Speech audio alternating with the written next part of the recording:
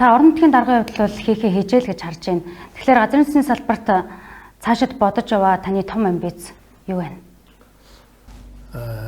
Нэгдүгээр нефтийн инженерийн хувьд энэ салбарын бэрхшээл, сайн тал, давуу тал Монгол улсад хэрэгтэй зүйлийг бол маш сайн ойлгож мэдж байгаа.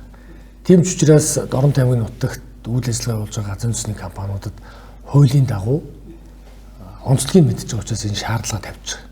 Өөрөөр хэлбэл одоо мэргэжлийн үеийн үед миний тавьсан шаардлагад эдэр бол одоо намайг буруутгаж юм уу те надаас алдаа болж авч чадахгүй шүү дээ.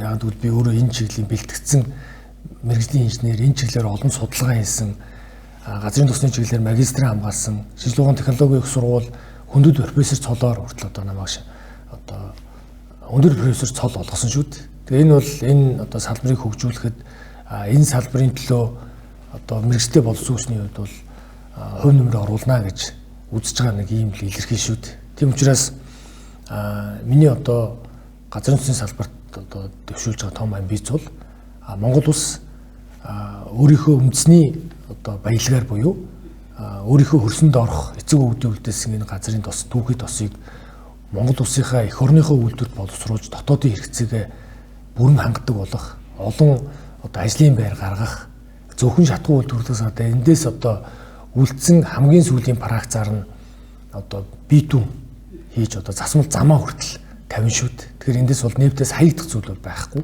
Энийг бүгдийг эх орныхоо хөгжил дэвшилд одоо зориулах энэ эцэг үдээс үлдээсэн энэ хөрсөнд орох баялгаа түүгээр нэг суртаад авах бол энийг Монгол улсынхаа хөгжилд нийт ард иргэдийнхээ сайн сайхны төлөө одоо зориулах нэгэнд ашиглаж байгаа бол энийг эх орондоо ашигтай байдлаар зориулах ийм л одоо том үйл хэрэгт хувь нэмрээ оруулах ийм амбиц.